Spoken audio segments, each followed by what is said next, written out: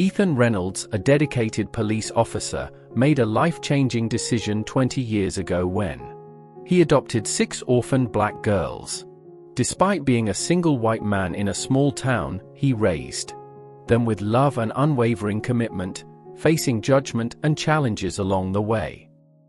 Now, as Ethan battles a serious illness, his daughters are all grown, but what they do next to repay the man who gave them everything will leave you speechless. What inspired Ethan to take them in? And how did his choice shape their lives forever? Stay tuned to find out. Let us know where you're re-watching from, and if this story of love and resilience moves you, don't forget to hit that subscribe button. Ethan Reynolds sat behind the wheel of his patrol car, staring at the rain-slicked streets of Rivermount. The town had always been quiet, a place where people left their doors unlocked and waved at their neighbors from neatly trimmed porches.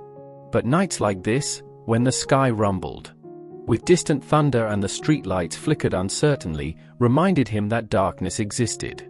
Even in the safest corners of the world, the radio crackled to life. Dispatched to Officer Reynolds, Ethan picked up the receiver, his deep voice steady. "Go ahead. We got a call about an abandoned house on Sycamore Street. A neighbor reported hearing children crying inside. No adults have been seen in or out." Ethan's grip on the wheel tightened. "Any known residents?" "Negative. The house has been empty for months." He nodded, even though no one could see him. "I'm on my way." As he turned onto Sycamore Street, his headlights cut through the darkness, illuminating the dilapidated structure at the end of the block. It was the kind of house that most people ignored. Boarded-up windows, an overgrown yard, and a sagging roof that hinted at years of neglect. Ethan stepped out of the car, his boots crunching against the gravel. He approached cautiously, hand resting near his holster. The wind howled through broken window panes, but beneath it, he heard it, soft whimpers, barely audible over the storm. He knocked firmly on the door. "Rivermount Police. Anyone inside?" No response. He tried the knob. Locked. Taking a step back, he braced himself before ramming his shoulder into the door. It burst open with a groan, revealing an interior just as lifeless as the exterior. Dust-covered furniture, peeling wallpaper, and a damp chill that clung to the air. Then he saw them. 6 little girls, huddled together in the farthest corner of the room, their wide eyes filled with fear. Their clothes were dirty, their faces streaked with dried tears.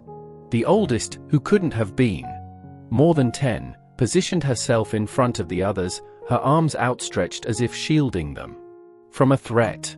Ethan took a slow step forward, raising his hands to show he meant no harm.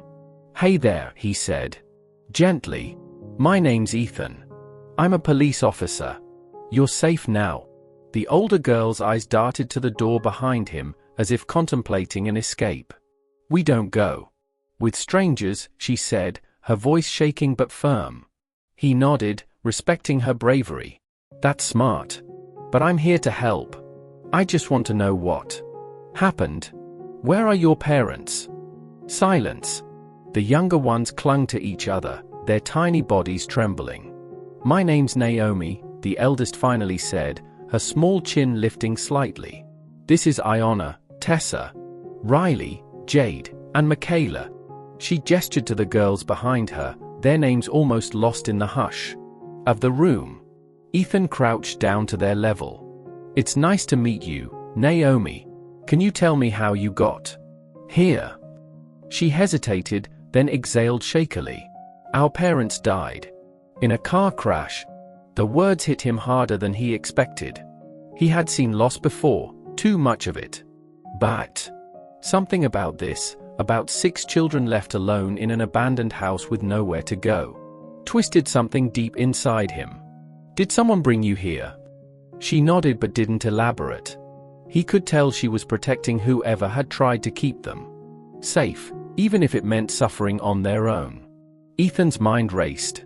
He needed to call child services, get them out of this place and into safe hands. But as he reached for his radio, Naomi flinched. "Please," she whispered. Don't let them take us away. He paused. Foster care, she said, her voice thick with unshed tears. They'll split us up. I heard them say it. We don't want to be apart. Ethan stared at her, at the desperate way she clutched onto her sisters. The youngest, Michaela, was barely more than a toddler, her tiny fingers curled around Naomi's sleeve. The others huddled close, their fear more about being separated than about staying in this broken house. Something inside him shifted. Ethan had spent the last 5 years drowning in grief. His wife, Julia, had died suddenly, and in the aftermath, he had buried himself in work, avoiding anything that might force him to confront the silence of his empty home.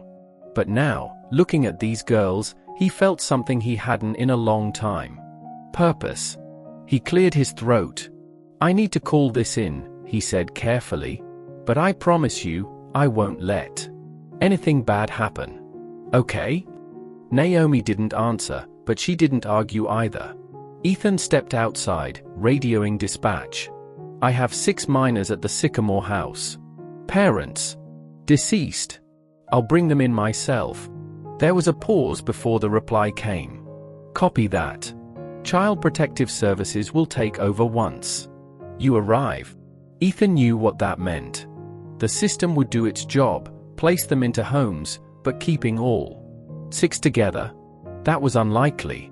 As he drove the girls to the station, the reality of what he was about to do settled in. The responsible thing would be to let CPS handle it, let the professionals decide their fate. But responsible didn't always mean right. By the time they reached the station, his decision was made. He was going to fight to keep them together. And somehow, he was going to become their father. Ethan Reynolds stood in the doorway of his house, the 6 girls standing just behind him, their eyes darting around with uncertainty.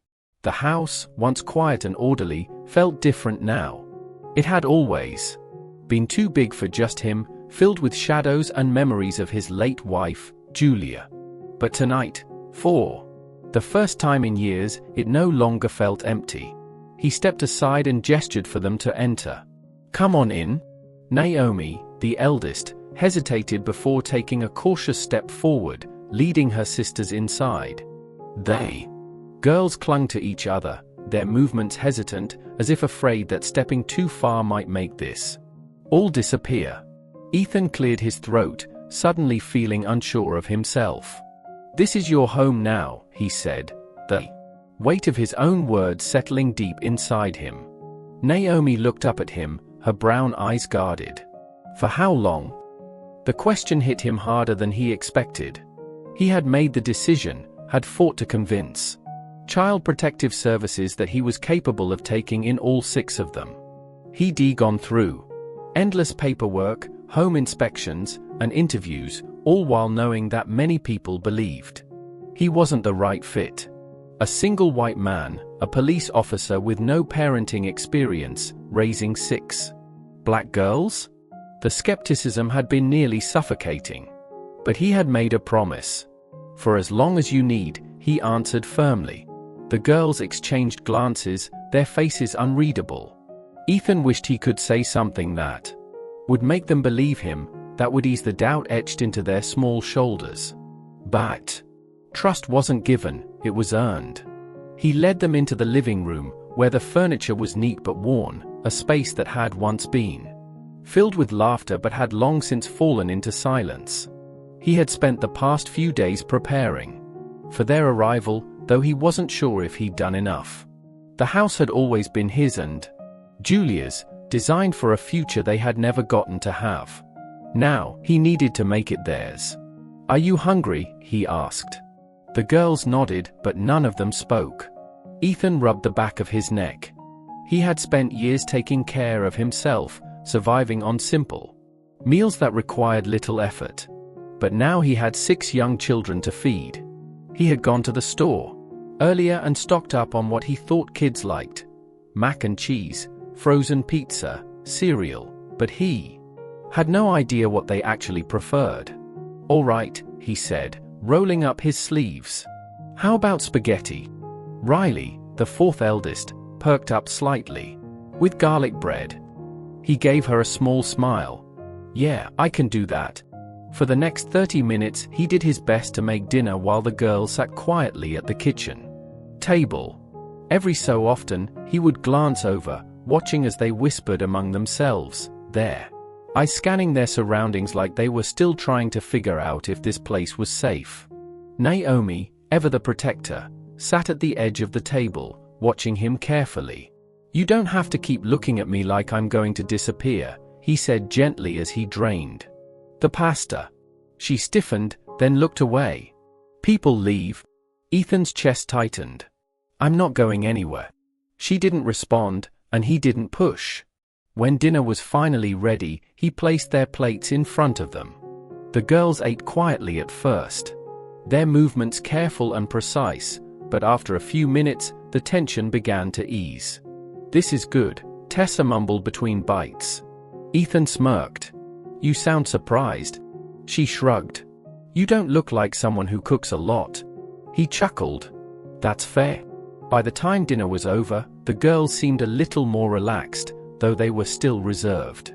Naomi insisted on helping him clear the plates, and he let her, sensing that she needed to feel useful.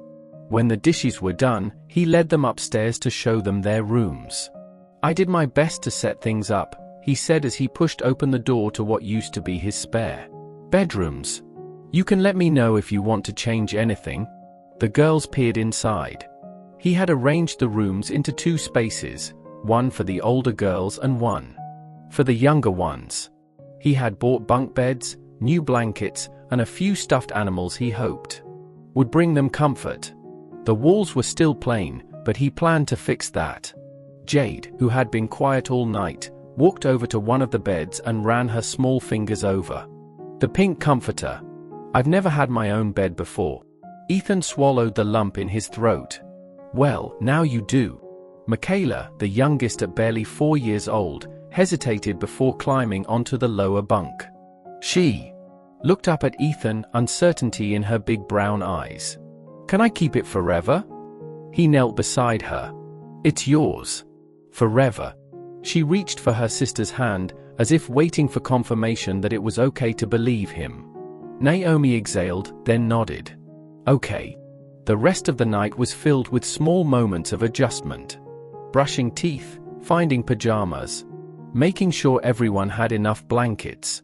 Ethan had expected resistance, but instead, there was only quiet compliance, as if they were still waiting for something to go wrong. When it was time for lights out, he lingered in the doorway, watching as the girls settled into their beds. Naomi tucked Michaela in, whispering something too low for him to hear. Good night, he said. A few voices murmured, good night, back. He turned off the light and left the door open just a crack. Back in his own room, he sat on the edge of his bed, staring at his hands. The weight of the day pressed down on him. He had spent years running from his grief, drowning himself in work, convincing himself that he was fine. But tonight, something inside him felt different. For the first time since Julia died, the house wasn't empty. There were 6 little girls sleeping down the hall, 6 lives that had been shattered just like his once had. And even though he knew the road ahead would be easy, he had already made a promise to them. No matter what happened, he wouldn't let them down. He lay back, staring at the ceiling, listening to the quiet hum of the house. And for the first time in a long time, he didn't feel alone. Ethan Reynolds knew Rivermount like the back of his hand. It was a quiet town, the kind where people prided themselves on tradition, where everyone knew their neighbors, and where change was slow to come. That's why he wasn't surprised by the way people reacted when word spread about his decision to adopt 6 black girls. It started with the stares, the lingering glances when he took the girls to the grocery store, the whispered conversations at the diner when he walked in with them, the way some of his neighbors hesitated before waving. At first, he ignored it. People always had something to say, and he wasn't about to let it bother him. But then came the comments. He was standing in line at the coffee shop when Frank Tate, one of the town's longtime residents, turned to him with a smirk. Didn't take you for the type to start a daycare, Reynolds. Ethan clenched his jaw. They're my daughters, Frank chuckled, shaking his head. Didn't know you had it in you. Must be a handful. They're kids, Frank, Ethan said evenly. Not a handful. They're just trying to adjust. Frank shrugged. Didn't say it was a bad thing. Just unusual, is all. A single man raising 6 little black girls. Can't be easy. Ethan took his coffee and walked away before he said something he'd regret. At first, he thought it was just small-town curiosity, but as the weeks went by, it became clear that some people weren't just curious, they were judgmental. Mrs. Parker, an older woman who had been a fixture in the town for decades, stopped him outside the hardware store. You've always been a good man, Ethan, she said, adjusting the buttons on her cardigan.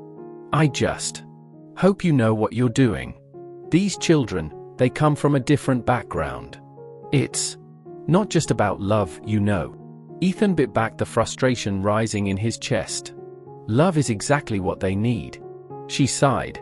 I'm just saying, it's a lot to take on. You might not understand everything they'll go through. I don't have to understand everything, he said, keeping his voice steady. I just have to be there. For them? Her expression softened slightly. Well, I hope it all works out. He walked away, feeling a mix of anger and exhaustion. He had expected challenges, raising 6 girls on his own was bound to come with struggles, but he hadn't expected to have to constantly defend their right to be a family. The real test came at Rivermount Elementary. It was the girls' first day at their new school, and Ethan had done everything he could to prepare them. He helped them pick out outfits, packed their lunches, and reassured them that they'd be fine. But as soon as they stepped onto the school grounds, he could see the hesitation in their eyes. Naomi, ever the protector, kept her shoulders squared and her chin high. Riley clutched her backpack straps tightly. Michaela held onto his pant leg, refusing to let go. Ethan knelt beside her. You're going to be okay, sweetheart. Michaela's lip trembled. What if they don't like us? He took her small hands in his. They will. And if they don't, it's their loss, not yours. The principal, Miss Harrington, greeted them at the entrance with a polite but cautious smile. Officer Reynolds, she said, shaking his hand. Welcome. We're happy to have the girls here. Thanks, he said. They're excited to start. Miss Harrington's smile faltered for a split second. We'll do our best to make sure they adjust. E.S. A big transition.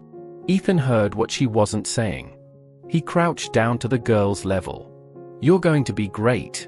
Just be yourselves. Naomi nodded, but the others still looked unsure. He watched as they walked inside, his chest tight.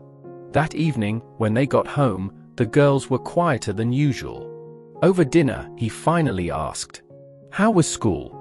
Naomi pushed her food around her plate. "Fine." Riley mumbled, "It was okay." Tessa sighed. "Some kids asked if we were really your daughters." Ethan set his fork down. "What did you say?" "That you adopted us," Naomi said. Then they asked why. Ethan's stomach twisted. "And what did you tell them?" Naomi hesitated.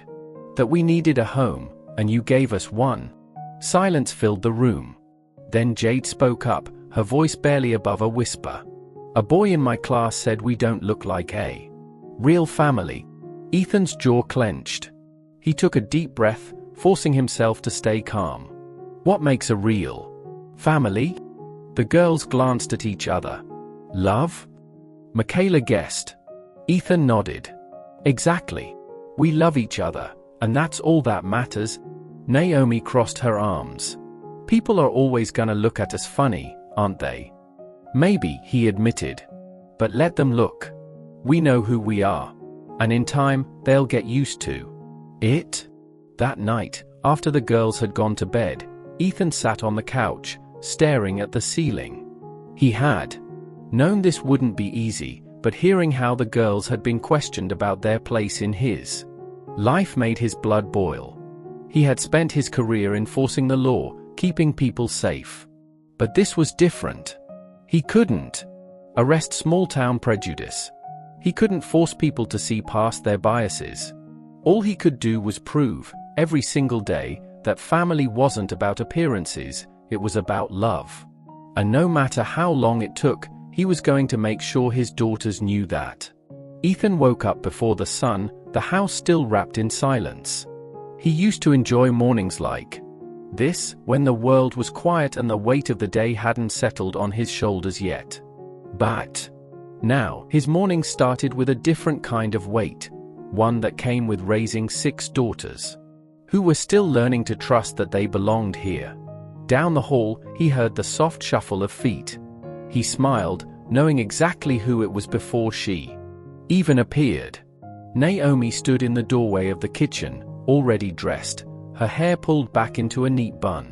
"You're up early," Ethan said, pouring himself a cup of coffee. She shrugged, moving to the fridge to grab some juice. "Just wanted to be ready before everyone else." Ethan knew the real reason. Naomi had taken on the role of caretaker long before he ever met her. It wasn't just about getting herself ready, it was about making sure her sisters were, too. She was always the first awake, the last to sleep, the one who carried the burden of making sure things ran smoothly. "You know you don't have to do everything, right?" he said gently. Naomi gave him a small smile, but she didn't answer. By the time the rest of the girls started waking up, the house was a whirlwind of movement. Tessa argued with Riley over who got to use the bathroom first. Jade was digging through her backpack for a notebook she had lost, and Michaela clung to Naomi's side, still half asleep. Ethan stood in the middle of it all, feeling slightly out of place. He could chase down criminals and diffuse tense situations, but navigating 6 girls through a school morning? That was a battle he was still learning how to fight. After a chaotic breakfast and a rushed goodbye, Ethan finally had a moment to breathe. But as he sipped his now cold coffee, his phone buzzed. It was a message from Naomi's teacher. "Can we meet after school? I'd like to discuss Naomi's class participation." Ethan frowned. Naomi never got in trouble. He quickly responded, agreeing to stop by. The school day passed in a blur, and by the time Ethan arrived at Rivermount Middle School, he felt a familiar tension in his chest.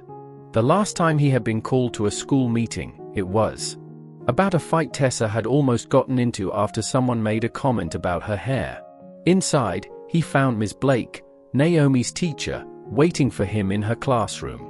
She was a young woman with dark curls and kind eyes, but her face was serious. "Thanks for coming, Officer Reynolds." "Ethan's fine," he said, taking a seat. "What's going on?" Ms. Blake hesitated. "Naomi is one of my brightest students. She's responsible, hardworking, and always respectful. But lately, I've noticed she's holding back." Ethan frowned. "Holding back how?" "She's quiet in class. She hesitates before answering questions, even when I know she knows the material. She never talks about herself in assignments. When we had a project about family traditions, she chose not to participate."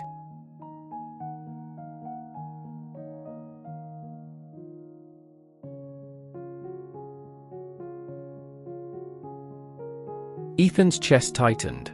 "Did she say why?" Ms. Blake sighed. "I think she's struggling with where she fits. She's growing up in a house that doesn't look like hers used to.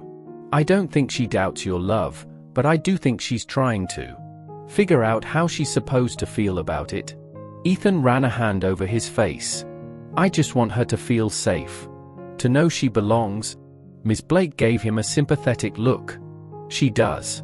But identity is complicated, and Naomi is at an age where she's starting to ask herself tough questions." Ethan left the school feeling heavier than when he arrived. That night, after dinner, he found Naomi sitting on the porch swing, staring at the darkening sky. "Mind if I join you?" he asked. She shrugged. Ethan sat down, stretching his legs out. Your teacher talked to me today. Naomi stiffened. I didn't do anything wrong. I know, he said. She just wanted me to understand how you're feeling. Naomi didn't say anything for a long time. Then, in a voice so soft he almost missed it, she said, "It's just weird." "What is?" She hesitated. "All of it. The way people look at us. The way teachers ask if we're really sisters. The way other black kids at school ask if you even know how to take care of us." Ethan swallowed hard. He had always known there would be challenges, but hearing it from her made it feel more real. "I know I don't have all the answers," he admitted. "But I'm trying. And I don't want you to ever feel like you have to hide who you are." Naomi looked at him then, her dark eyes searching his. "I don't know who I am." The words broke something in him. "You're Naomi Reynolds," he said. "You're smart, you're strong, and you take care of everyone. Even when you shouldn't have to. And no matter what anyone says, you are my daughter. No one gets to tell you otherwise." She blinked, as if trying to keep tears from forming. "Do you even know how to braid hair?" Ethan let out a small laugh, the question catching him off guard. "No. But I can learn." Naomi studied him, then nodded. "Okay." And for the first time, she let herself lean against him, resting her head on his shoulder. Ethan knew this was only the beginning. He knew Naomi, and the rest of the girls, would continue to face questions about who they were and where they belonged. But as long as he had breath in his body, he would remind them that they belonged right here, with him. Ethan had always known that raising 6 daughters wouldn't be easy, but Tessa had a way of testing his patience like no other. She had always been the boldest of the group, the one who challenged authority, the one who questioned everything. If Naomi was the responsible one, Tessa was the firecracker, ready to explode when pushed too far. Lately, she had been pushing more than usual. It started with the attitude, eye rolls, sharp remarks, slamming doors. Then came the skipped homework assignments, the late arrivals home from school. But today was the final straw. Ethan sat in the principal's office, his hands clasped tightly in his lap as Principal Whitmore sat across from him, looking exasperated. "Tessa got into an argument with another student," the principal said. It nearly turned physical.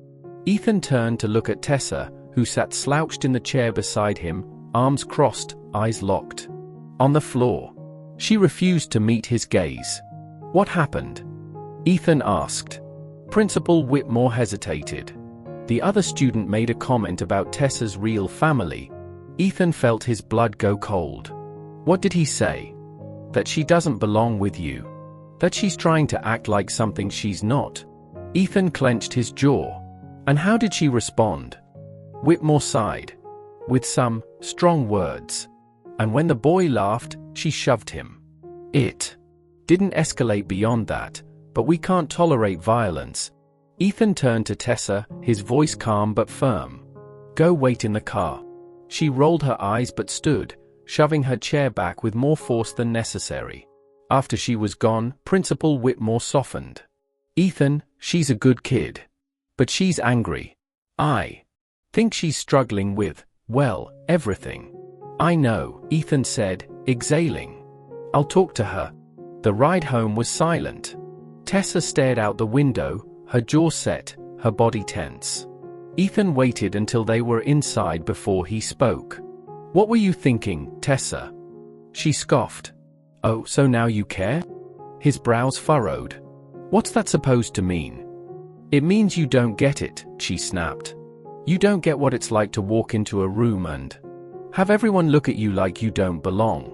You don't get what it's like to be reminded, every single day, that you're different. That no matter how hard you try, people are always gonna see you as the black girl being raised by a white cop." Ethan's chest tightened. "Tessa, I know it's hard." "You don't know," she shouted. "You'll never know." Her voice cracked, and suddenly, she wasn't just angry, she was hurt. Ethan ran a hand over his face. He wanted to say something, anything, to make it better, but the truth was, she was right. He didn't know. I don't know what it's like, he admitted. But I know you don't have to go through it alone. Tessa let out a bitter laugh. That's the thing, Ethan. I do. Because no matter how much you love us, you'll never understand what it feels like to be me. She turned and stormed up the stairs, slamming the door to her room so hard the walls shook.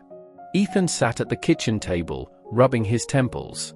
He had been expecting this moment, knew, deep down, that one of the girls would eventually challenge him in a way he wasn't prepared for. But knowing didn't make it easier. A few hours passed before he finally knocked on her door. No answer. He sighed and opened it anyway.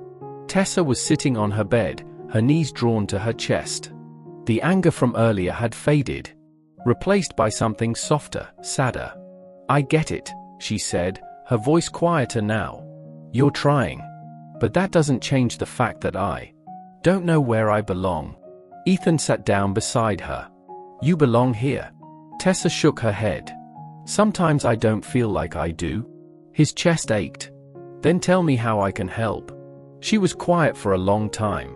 Then, finally, she said, I don't know.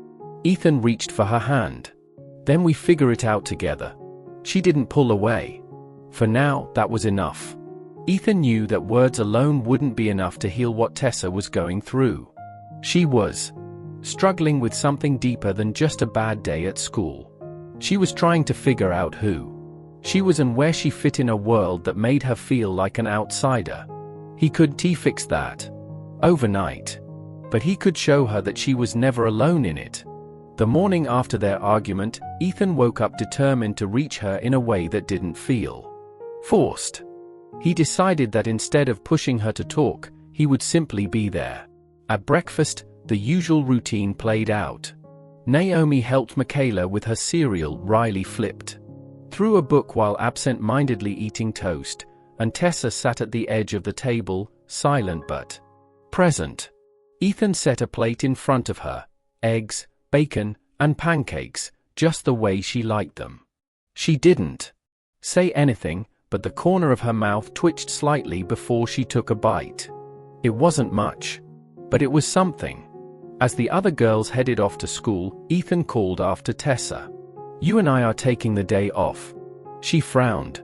What? You heard me. No school today. Suspicion flickered across her face. Why? Because I want to spend the day with you? Her frown deepened. Are you gonna make me talk about my feelings? Ethan chuckled. No. I just want to spend time with you. No lectures, no questions. Just you and me? She hesitated, then shrugged. Fine. They got in the truck, and Ethan drove without telling her where they were going. She kept glancing at him, arms crossed, trying to figure out his plan. After about 20 minutes, they pulled up to Rivermount Recreation Center. Tessa's brows furrowed. The gym? You've been talking about trying out for the basketball team, Ethan said. Figured today's a good day to see what you've got. For the first time in days, her eyes lit up just a little. You think I can make the team? I don't think, Ethan said, grabbing a ball from the trunk. I know. Tessa took the ball and dribbled it, testing the weight in her hands. She had always been the most athletic of the sisters, always moving, always searching for something to challenge her. Let's see what you got, Ethan said, stepping onto the court. Tessa raised an eyebrow. You think you can keep up, old man? Ethan laughed. You talk big for someone who hasn't even scored yet. She smirked. All right, bet. They played for almost an hour. Tessa was fast, her movements sharp and precise, her body naturally attuned to the rhythm of the game. She weaved around Ethan easily, sinking shot after shot. But more importantly, she was laughing. The weight she had been carrying, even if just for a moment, seemed lighter. After Ethan, predictably, lost, they sat on the bleachers, catching their breath. Tessa wiped the sweat from her forehead. Okay, I'll admit it. This was kinda fun. Ethan grinned. Good to know I haven't lost my touch. She snorted. Please. You never had it. They sat in comfortable silence for a few minutes before Tessa finally spoke. "Thanks for this." Ethan turned to her. "Always, kid." She was quiet for a moment, then said, "You really think I can make the team?" "I don't think," Ethan said again. "I know." And for the first time in a long time, she believed him. The house was quieter than usual. The girls were growing older, and their schedules were starting to pull them in different directions. Ethan wasn't sure how he felt about that. He had spent so many years juggling their needs, trying to make sure they all felt safe and loved, and now he found himself standing in an empty kitchen, realizing how much things had changed. Naomi, always the responsible one, was in her final year of high school and busy preparing for college. Iona had fully immersed herself in art, spending hours in her room sketching and painting. Riley had developed a love for science and often stayed late at the library researching different theories. Tessa, after their day at the gym, had made the basketball team and spent most evenings at practice. Jade was growing into her activism, attending community meetings and speaking out about social issues. And Michaela, the youngest, was still clinging to childhood, but even she was starting to show glimpses of independence. Ethan watched as they navigated their own lives, proud but also terrified. He had always known this day would come, the day when they no longer needed him the way they once did. But knowing didn't make it easier. One evening, as he sat at the kitchen table drinking coffee, Naomi came in, dropping her backpack onto the chair with a heavy sigh. "Long day?" Ethan asked. She nodded. "College applications are killing me." Ethan smiled. "You'll get through it. You always do." She hesitated before speaking. "I got accepted to a school out of state." Ethan felt his chest tighten. He had known this was coming, but hearing it made it real. "That's amazing, Naomi. I'm so proud of you." She gave him a small smile, but he could see the hesitation in her eyes. "I don't know if I should go," she admitted. Ethan frowned. "Why not?" She shrugged, looking down at her hands. "Because I take care of everyone. If I leave, who else going to help you with the girls?" Ethan reached across the table, taking her hand in his. "Naomi, you have done more than enough. It's time for you to focus on your future." She bit her lip. "What if they need me?" "They will always need you," Ethan said gently. "But that doesn't mean you have to put your life on hold. You have sacrificed so much already. Let me be the parent, okay?" Naomi exhaled, her shoulders relaxing slightly. "I just don't want to leave you alone." Ethan chuckled. "Kid, I've been alone before. Trust me, this is different. Watching you all grow into your own lives? That's what this was always about." Naomi nodded, a small smile forming. "Thanks, Dad." It wasn't the first time she had called him that, but every time she did, it made his heart swell. The next few weeks were filled with more changes. Iona had her first art showcase at school, and Ethan made sure to be there, watching as she proudly presented her paintings. Riley won a science competition, and Tessa scored the winning point in her basketball game. Jade attended her first town hall meeting, standing up to speak about representation in schools. And Michaela, despite being the youngest, had started standing up for herself more, proving that she had been paying close attention to her sisters. Ethan realized then that this was what parenting was about, preparing them for the day when they wouldn't need him to hold their hands every step of the way. One night, as he sat on the porch, watching the stars, Tessa came outside and sat beside him. "You okay, old man?" she teased. Ethan smirked. "Just thinking." She leaned back against the chair. "About what?" "How fast time is moving," he admitted. "Feels like just yesterday, I was bringing you all home." Tessa was quiet for a moment before she said, "We wouldn't have made it without you." Ethan turned to look at her, surprised by the sincerity in her voice. "I mean it," she said. "I know I give you a hard time, but you saved us." Ethan swallowed past the lump in his throat. You saved me too, kid. They sat in silence for a while, the cool night air wrapping around them. Ethan knew they were all finding their own paths, and soon, the house would be quieter than ever. But no matter how far they went, they would always be his girls. And he would always be their father. Ethan had always known that his girls would grow up, but he hadn't expected it to happen so fast. Naomi had been away at college for almost a year now, and while the house still felt full with the other 5, there was an undeniable shift. She was visiting for the weekend, and Ethan had prepared all her favorite meals, determined to make the most of their time together. The other girls were excited too, especially Michaela, who had been counting down the days until her big sister came home. Naomi arrived late Friday evening, stepping inside with a tired but warm smile. "Dad," she greeted, dropping her bags. Ethan pulled her into a hug, feeling how much she had changed in just a year. She wasn't just his little girl anymore, she was a woman now, confident, independent. The night was filled with laughter and stories, the girls all crowding around Naomi, catching up on everything she had missed. But Ethan could tell something was on her mind. She kept glancing at her phone, fingers twitching as if itching to type something. Finally, when the house had quieted down, Ethan found her sitting on the back porch, staring at the stars. "All right," he said, sitting beside her. "What's going on?" Naomi hesitated, then exhaled deeply. "I have something to tell you." Ethan raised an eyebrow. "Okay." She took a deep breath. "Bryce proposed." Ethan's heart skipped a beat. "Bryce?" Naomi nodded, watching him carefully. "Yeah. And?" "I said yes." For a moment, Ethan was speechless.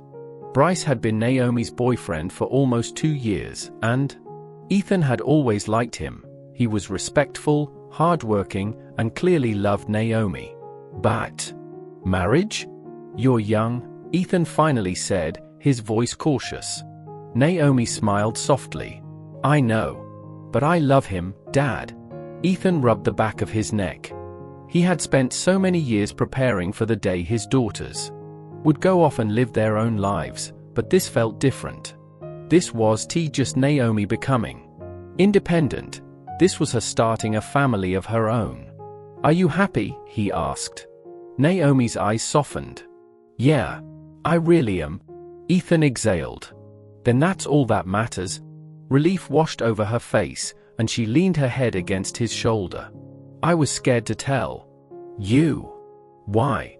She hesitated. "Because I know how much you've done for us. And I didn't want you to feel like I was leaving you behind." Ethan swallowed the lump in his throat. "Naomi, my job was never to keep you here forever. My job was to raise you, to love you, and to make sure you knew how to build a life for yourself. And if Bryce is part of that life, then I'll be the first to support you." Tears welled in Naomi's eyes, and she wrapped her arms around him. "Thank you." Ethan held her tight, trying to ignore the ache in his chest. The next day, the whole family gathered to hear the news. The reaction was mixed. Michaela squealed with excitement, Jade and Iona asked a million questions about the wedding, and Tessa, ever the skeptic, muttered, "You're sure about this guy?" But in the end, they were all happy for her. Later that evening, as Ethan cleaned up the kitchen, Tessa lingered in the doorway. "You okay?" she asked. Ethan chuckled. "You're all really enjoying asking me that lately." Tessa smirked. "Because we know you, old man. This is a lot." Ethan sighed, setting down the dish towel. "It is. But she's happy. That's all I've ever wanted." Tessa studied him for a moment. "You ever think about getting married again?" The question caught him off guard. He hadn't seriously considered it in years. After Julia died, he had buried himself in raising the girls, telling himself that his family was complete as it was. "I don't know," he admitted. Tessa shrugged. "Maybe you should. I mean, you deserve to be happy too, Dad." Ethan smiled at her. "I am happy." She rolled her eyes. "You know what I mean." Ethan didn't respond, But that night, as he lay in bed, he found himself thinking about the past. About Julia, about the life they had once dreamed of. And for the first time in a long time, he wondered if maybe, just maybe, there was room for something new. Ethan had always been strong. He had built his life around resilience, first as a police officer, then as a father. He had faced grief head-on, had fought through sleepless nights raising 6 daughters, and had endured the weight of the town's judgment when he chose to adopt them. But nothing had prepared him for the call that would change everything. It started with a cough. A persistent, nagging cough that he had ignored for months. He chalked it up to stress, to long hours, to the exhaustion of balancing his daughters' lives with his own. But then came the shortness of breath, the moments where he defined himself winded after doing something as simple as climbing the stairs. Naomi had been the first to notice. "Dad, you need to see a doctor," she had said one evening after catching him leaning against the kitchen counter, struggling to catch his breath. "I'm fine," he had replied, waving her off. But Naomi had that look, the same one she had when she was little and trying to take care of her sisters. "No, you're not," she insisted. "You wouldn't let any of us ignore something like this. So why are you ignoring it?" Ethan had sighed, knowing she was right. So he went. And then, a few days later, the phone rang. He almost didn't answer. He had just gotten home from work, the house was quiet for once, and he had wanted to enjoy the rare stillness. But something told him to pick up. "Mr. Reynolds," the doctor's voice came through the line, professional but heavy. "We need you to come in." Ethan sat down slowly. "What is it?" There was a pause. "Your test results came back. We found something in your lungs. We need to run more tests, but it's serious." Ethan's fingers tightened around the phone. The words barely registered. He had spent his whole life preparing for emergencies, for bad news, for the worst possible situations. But this was different. "What do you mean, serious?" he asked, his voice quieter than he intended. The doctor hesitated. "We suspect lung cancer. We need to confirm, but I need you to come in as soon as possible." Ethan exhaled slowly. Lung cancer. For a moment, he couldn't breathe. He had faced death before, had lost people he loved, but he had never imagined that one day, it might be his turn. He barely remembered ending the call. When he finally moved, he found himself standing in the living room, staring at the framed photographs on the wall. Pictures of Naomi at her high school graduation, of Tessa holding her basketball trophy, of Michaela with her gap-toothed smile, hugging him like he was her whole world. His daughters. What would happen to them if? No. He wouldn't go there. Not yet. But as the weight of the news settled over him, he realized he had no choice. He had to tell them. That night, after dinner, he sat them down. The girls had no idea what was coming. They were laughing about something Jade had said at school, passing around a bowl of popcorn, completely unaware that their world was about to change. Ethan cleared his throat. "I need to talk to you all about something." The shift was immediate. The room quieted and 6 sets of eyes turned to him, waiting. He took a breath. "I went to the doctor this week." Naomi sat up straighter. She knew. She had been the one to push him to go. Ethan forced himself to meet their gazes. "They found something in my lungs. They think it might be cancer." Silence. Then, Tessa scoffed. "What?" "They don't know for sure yet," he said quickly. "I have more tests coming up. But, it's serious." Riley shook her head. "No. That's not, you're fine. You're strong." Michaela, sitting between Naomi and Iona, pulled her knees to her chest. "Are you going to die?" The words hit Ethan like a punch to the gut. "I don't know," he admitted, hating the way their faces crumpled at his honesty. "But I promise you, I'm going to fight. I'm not giving up." Jade stood abruptly. This isn't fair. No, Ethan agreed. It's not. Tessa clenched her fists. There has to be something we can do. You're already doing it, Ethan said. By being here. By letting me love you. That's all I need. Naomi wiped at her eyes.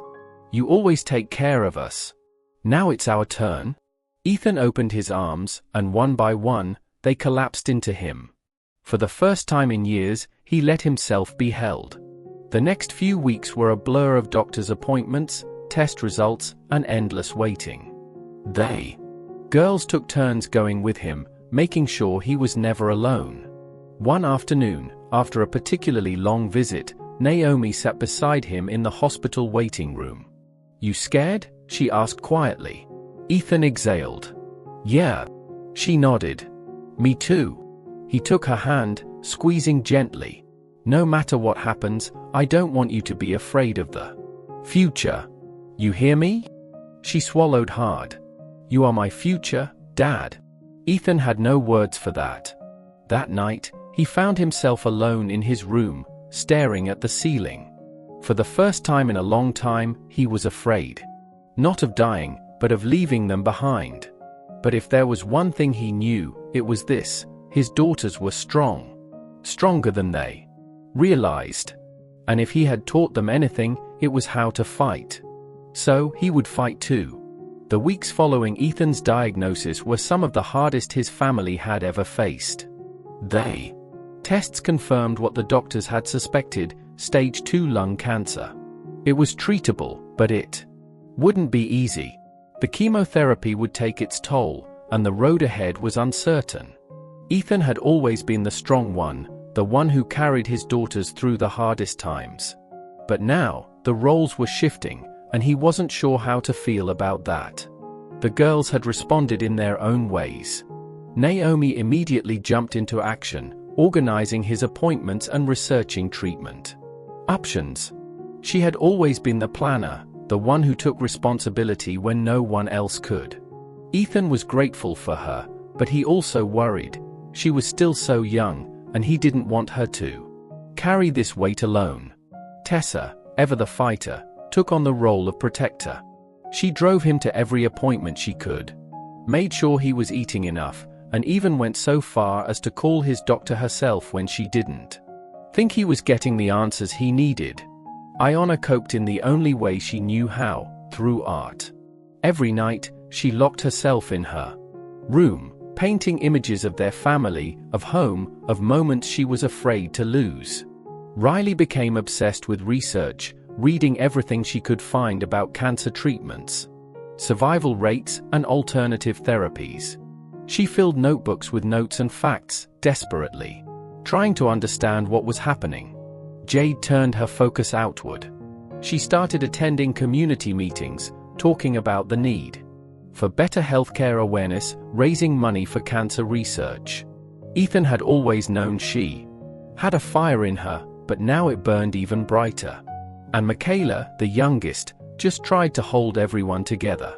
She clung to her sisters, to Ethan, to anything that felt stable.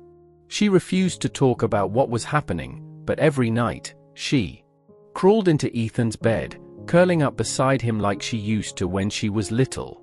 Ethan saw all of it, and it both broke his heart and filled him with pride.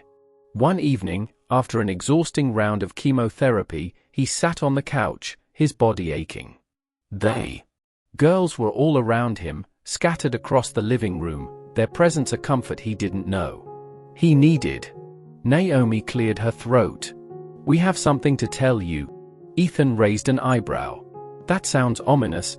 Jade smirked. For once, it's a good thing. Naomi glanced at Tessa before continuing. We started something. A project? Ethan sat up a little. What kind of project? Riley set a folder in front of him. We're starting a foundation. The Reynolds Foundation? Ethan blinked. A foundation? Jade nodded eagerly. To help foster kids. To encourage adoption, especially for kids of color. Iona smiled softly. We wanted to do something that mattered. Something that honors everything you've done for us. Ethan felt his throat tighten. He opened the folder, flipping through the pages. They had everything planned out: mission statements, fundraising ideas, even partnerships with local organizations. "You did all of this?" he asked, his voice rough with emotion. Tessa nodded. "You spent your life taking care of us. It's time we do something in return." Ethan looked at each of them, his chest aching, not from the illness, but from love. "This is incredible," he whispered. Michaela climbed onto the couch beside him, tucking herself under his arm. "It's because we love you." Ethan exhaled slowly, his grip tightening around his youngest daughter. He had spent years believing he was the one who had saved them. But now, he realized the truth. They had saved him too. And no matter what happened next, his legacy, his love, would live on through them. Ethan had always been the one to fight for others, his daughters, his community, anyone who needed him. But now, he was fighting for himself, and the battle was unlike anything he had ever faced. The chemotherapy drained him. His once strong body felt weak, his energy disappeared in waves. And there were days when he could barely get out of bed. The girls took turns taking care of him, making sure he ate, reminding him to take his medications, sitting with him when the pain became unbearable. He hated it. Not because they were helping, but because they shouldn't have to. He was supposed to be the strong one, the protector, the father who never wavered. But now, he was the one who needed them. And that was a hard truth to accept. One afternoon, after a particularly grueling treatment, he sat in his recliner, exhaustion weighing him down. Naomi was in the kitchen, making tea, something she insisted helped with the nausea. Tessa sat on the couch across from him, watching him carefully. "You look like hell." Ethan let out a weak chuckle. "Thanks, kid." She leaned forward, resting her elbows on her knees. "You're not giving up, right?" Ethan frowned. "Of course not." Tessa studied him, her jaw tight. "Because I've seen what this does to people. I've seen what happens when someone stops fighting." Ethan exhaled. "Tessa, I'm not giving up." Her eyes darkened. "Then fight like hell." He looked at her, really looked at her. She wasn't just talking about him. She was talking about the fear she carried, the helplessness she felt watching him go through this. He reached over and took her hand. "I promise you, I'm fighting." Tessa nodded, but the worry didn't leave her eyes. That night, when the house was quiet, Ethan found himself sitting on his bed, staring at the framed photo on his nightstand, his wife, Julia, smiling back at him. "I don't know if I can do this," he whispered. He had faced danger before, had walked into the unknown without hesitation, but this was different. This was a battle he couldn't control, an enemy he couldn't see. The door creaked open, and Michaela peeked inside. "Dad?" Ethan forced a smile. "Hey, sweetheart." She climbed into bed beside him, curling up like she had when she was little. "Are you scared?" Ethan swallowed hard. "A little." She snuggled closer. "We're here. We won't let you be alone."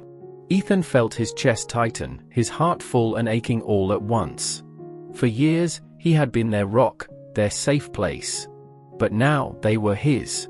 And as he lay there, his youngest daughter curled against him, he realized that no matter what happened, he wasn't fighting this battle alone. And that made all the difference. The fundraiser was bigger than Ethan had ever imagined. It had started as a simple idea, something Jade had pitched one night over dinner, something Naomi had meticulously planned, something Tessa had turned into a challenge. But now, as Ethan sat in the middle of the event hall, watching people file in, he realized just how much his daughters had done. Banners hung from the ceiling, decorated with the words "The Reynolds Foundation, a legacy of love." Tables were lined with homemade desserts, auction items, and stacks of pamphlets detailing the foundation's mission. The girls had reached out to local businesses, former teachers, and even Ethan's old police colleagues, all of whom had shown up to support him. The turnout was staggering. Ethan shifted in his chair, the effects of his last chemo session still heavy on his body, but for the first time in a long time, he felt alive. He looked over at Naomi, who was checking last-minute details with the event coordinator, her usual focused expression in place. Tessa was at the entrance, greeting guests with a mix of charm and challenge, as if daring anyone to say something out of line. Iona had designed the artwork, displayed around the room, paintings of families, of community, of home. Riley was making rounds with a clipboard, tracking donations, while Jade and Michaela flitted between tables, making sure everything was running smoothly. It was a sight Ethan would never forget. As the event officially began, Naomi took the stage. She adjusted the microphone, clearing her throat before speaking. "Thank you all for being here tonight," she began, her voice steady but emotional. "This foundation was built on one thing: love.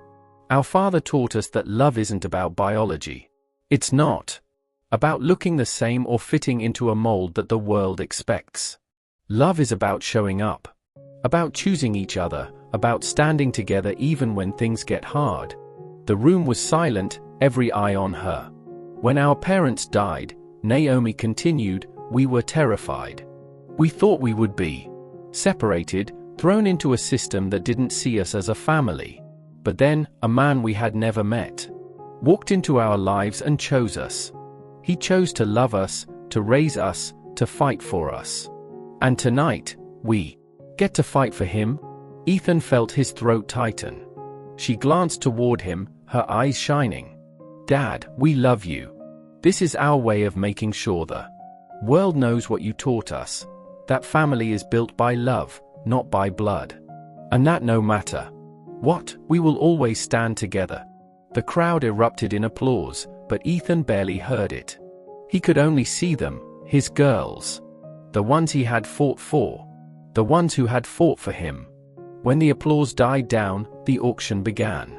Ethan watched in awe as people bid generously, as money poured in to support the foundation that carried his name. Old friends shook his hand. Strangers hugged him, and for the first time in a long time, he wasn't just Ethan Reynolds, the man fighting cancer. He was Ethan Reynolds, the father of 6 extraordinary women. As the night wound down, Naomi and the others found him, surrounding him like they always did. "Well?" Tessa asked, arms crossed. "Did we do good?" Ethan let out a shaky breath. "You did better than good." Naomi smiled. "We raised over $20,000 tonight." Ethan's eyes widened. "Are you serious?" Jade grinned. "And it's just the beginning." Michaela climbed onto his lap, resting her head against his chest. "Are you happy, Dad?" Ethan wrapped his arms around her, looking at each of them, his heart full. "I've never been prouder," he admitted. For years, he had believed that he had given these girls a home, a future, a life worth living. But tonight, he realized the truth. They had done the same for him. As the guests started filtering out, Ethan sat back, absorbing everything that had happened. Naomi was still speaking with some donors, Jade was finalizing payments, and Riley was already planning next steps. Tessa flopped down into the chair beside him. "You know, old man, this thing might actually work." Ethan chuckled. "You doubted it?" She smirked. "Not at all. But seeing it come to life? That's different." Ethan nodded, watching as Michaela helped Iona pack up the artwork. "This foundation isn't just about me," he said. "It's about all of you. Your futures. The lives you'll change." Tessa looked at him, something softer in her gaze. "Yeah, but it started with you." Ethan didn't argue. He just sat there, absorbing the warmth of the moment, knowing deep in his heart that no matter what happened next, his family was stronger than ever. And that love, the kind that defied blood, defied expectations, and defied even illness, was the strongest thing of all. Ethan sat on the front porch, rocking slowly in his chair, watching the sunset over Rivermount. The air was warm, carrying the familiar scent of summer rain, and for a moment, everything felt Peaceful. The fundraiser had been a massive success, and his daughters were still riding the high of it. But more than that, he could see something in them he hadn't noticed before: confidence. Purpose. They had taken something terrifying and turned it into a mission, and that was more than he could have ever asked for. Yet, even with all the good happening around him, Ethan knew time was still moving forward. His body still ached from treatment, and while he had started feeling stronger, he wasn't the same man he had been before the diagnosis. He had spent so much of his life making sure his daughters had a future, but now, he was thinking about his own. His thoughts were interrupted by the sound of a car pulling into the driveway. He smiled as Naomi stepped out, her fiancé Bryce following closely behind. She had been visiting more often lately, checking in on him as if she sensed something unspoken in him. "Dad," Naomi called, walking up the steps and leaning down to kiss his cheek. "Hey, kiddo," Ethan said, squeezing her hand. "What brings you by?" Naomi exchanged a quick glance with Bryce before turning back to him. "We have something to tell you." Ethan arched an eyebrow, looking between them. "All right. What is it?" Naomi took a deep breath, her fingers interlocking with Bryce's. "We're pregnant." Ethan's breath caught. For a moment, the words didn't fully register. Pregnant. His daughter, his Naomi, was going to be a mother. A slow, warm smile spread across his face as he reached for her hand. "Are you serious?" Naomi nodded, her eyes bright with emotion. "Yeah. We just found out last week." Ethan's heart swelled. He had always known this day would come, but hearing it, knowing that his family was about to grow, made something shift inside him. "You're going to be amazing parents," he said, squeezing her hand. Naomi exhaled, clearly relieved. "I was nervous to tell you." "Why?" She hesitated. "Because I know everything you've been going through. I didn't want to add more stress." Ethan shook his head. "Naomi, this isn't stress. This is a blessing." Bryce, who had been standing quietly beside her, finally spoke. "We wanted you to be the first to know. And we wanted to ask you something." Ethan raised an eyebrow. "Ask me what?" Naomi swallowed hard. "We want to name the baby after Mom." Ethan felt his chest tighten. Julia. His late wife's name. The woman he had built a life with before everything changed. He hadn't heard her name spoken like this in a long time. Not in this way, not with hope and new beginnings attached to it. For a moment, he couldn't speak. Then, he nodded. She would be honored. Naomi's eyes glistened with unshed tears.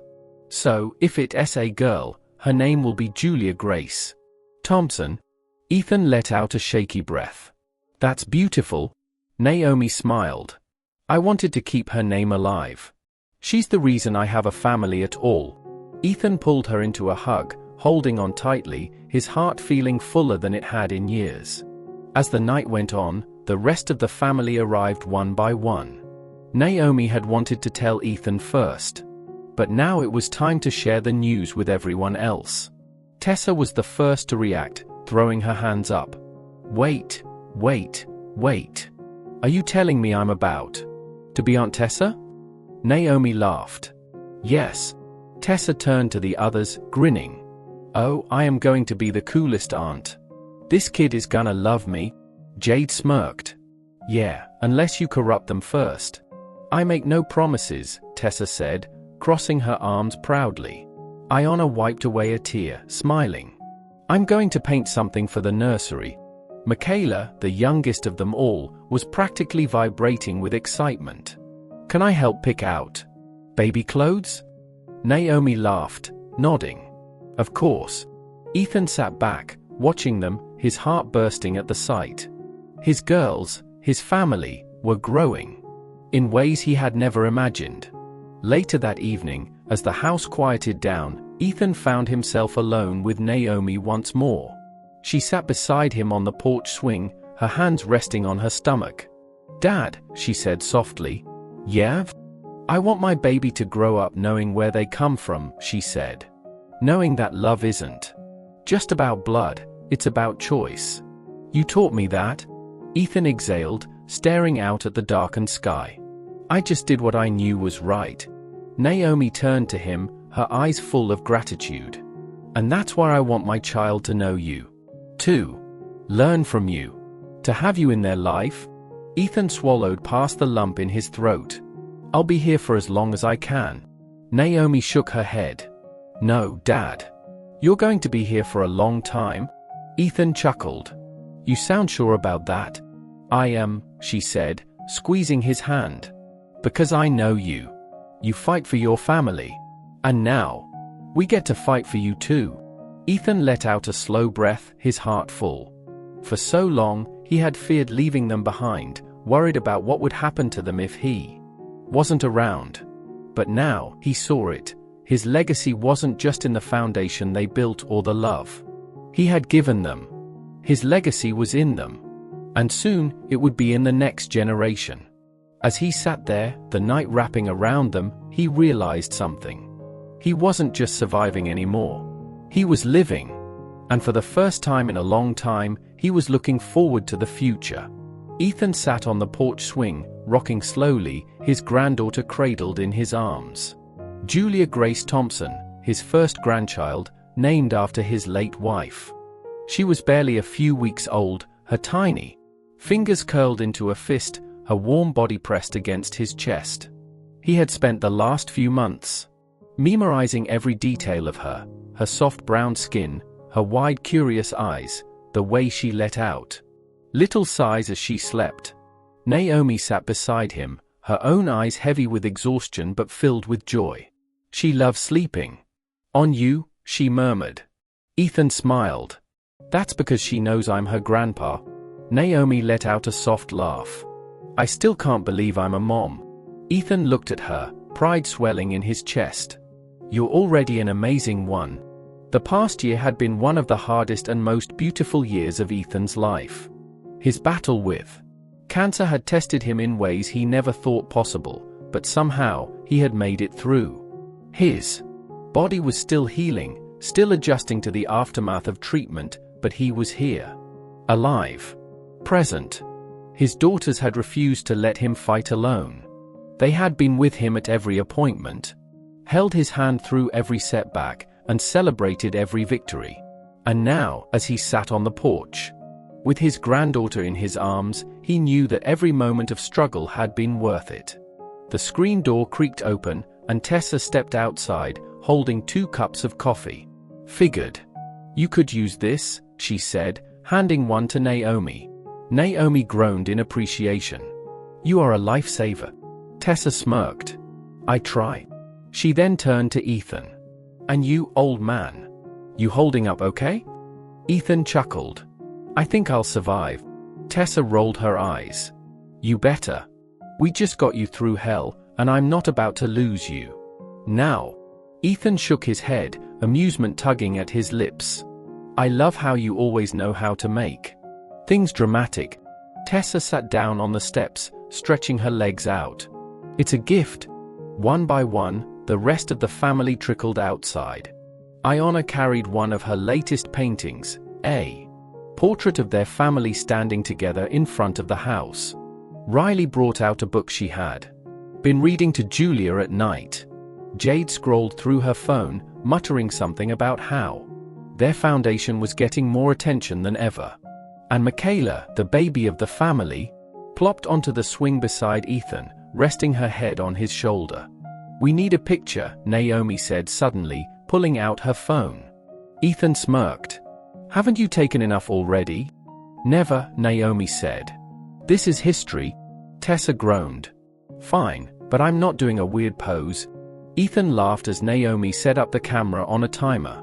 The entire family squeezed together on the porch, Julia Grace still sleeping in Ethan's arms, Naomi leaning against him, the rest of the girls pressing in close. The camera clicked. And in that moment, Ethan saw his entire life reflected back at him. He had once thought that love was something you had to be born into, that family was something predetermined by blood. But now, looking at the daughters he had chosen and the granddaughter he would watch grow up, he knew the truth. Family wasn't about DNA. It was about choice. And love, the kind that lasted forever, was the kind you built every single day. As the sun dipped lower, casting golden light across the porch, Ethan let out a deep breath. His story wasn't over. It was just beginning.